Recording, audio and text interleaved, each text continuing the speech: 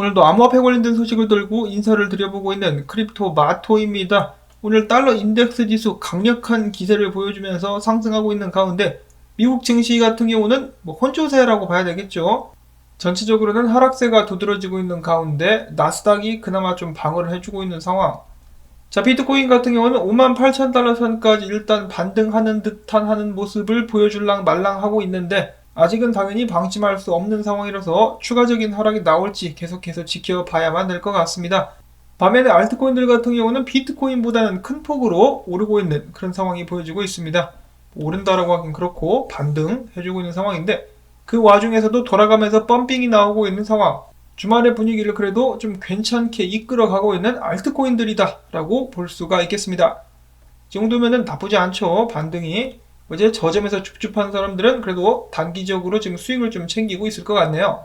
자, 그리고 이어서 소식으로 들어가기 앞서서 이 약간의 당부의 말씀을 살짝쿵 드려야 될 것 같다는 생각이 드는데요.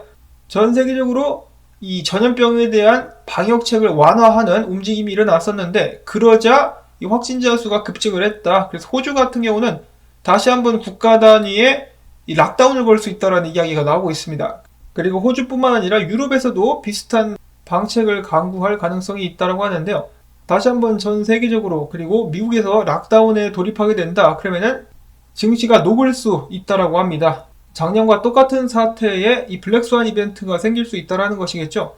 그러면은 당연히 암호화폐 시장에도 영향을 주게 될 수밖에 없을 것 같습니다. 그렇기 때문에 전 세계적으로 이 전염병에 대해서 어떤 식으로 각 국가들이 대책을 세우는지 암호화폐 투자자 여러분들께서도 눈여겨서 보셔야 될 것 같습니다.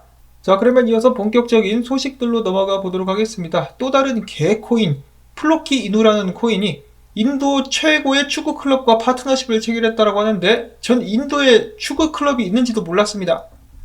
근데 있었다라고 하고 한편 이 축구 클럽의 이름은 케랄라 블라스터스 FC라고 하네요. 자, 이런 소식이 있었고 그 다음에는 정말 오랜만에 듣는 암호화폐 프로젝트 이름입니다. 골렘. 이 골렘에서 최근에 인간 대 AI 체스 토너먼트 대회를 실시한다라고 하는데 상금이 3만 골렘 코인이라고 하네요. 3만 달러도 아니고 짜다 짜. 다음으로 최근 조정 가운데서도 4,000달러를 굳건하게 지켜주고 있는 이더리움.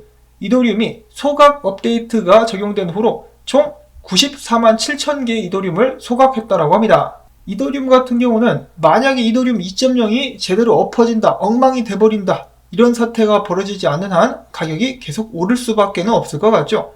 여러가지 생태계적으로 그리고 네트워크 적으로도 발전을 하고 있는 데다가 소각까지 그리고 2.0이 적용되기만 하면은 날아가게 되지 않을까, 드디어 비트코인의 왕좌에 도전할 수 있게 되지 않을까라는 기대감을 한번 가져보고요. 자, 그 다음에 지난주에 가장 많이 상승한 7개의 알트코인 어떤 코인들이 있을까? 왁스, 샌드박스, 크립토닷컴, 아발란체, 디센트럴랜드, 아이오텍스, 엔진코인 이렇게 있다라고 하는데요. 왁스와 샌드박스 그리고 디센트럴랜드까지 게임 및 메타버스, 버스 타고 달려 코인들이 계속해서 강세를 보여주고 있는 상황입니다.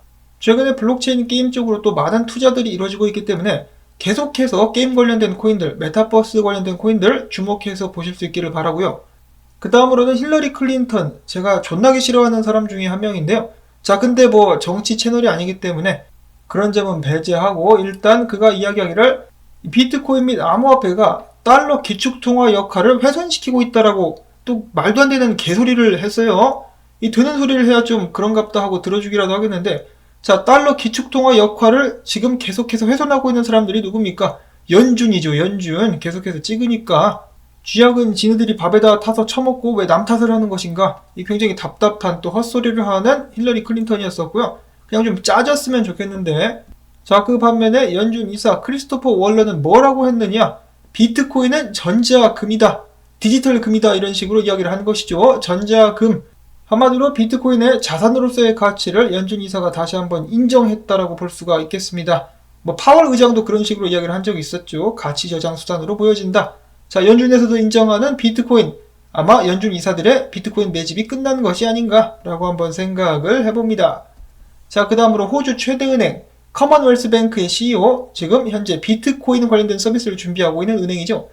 자, 이 은행의 CEO가 나와서 이야기합니다. 당연히 비트코인 및 암호화폐는 불안정하고 투기적인 자산이며 변동성이 크긴 한데 그래도 그렇게 위험하지만은 참여 안 하는 게 더 큰 위험을 불러올 수 있다.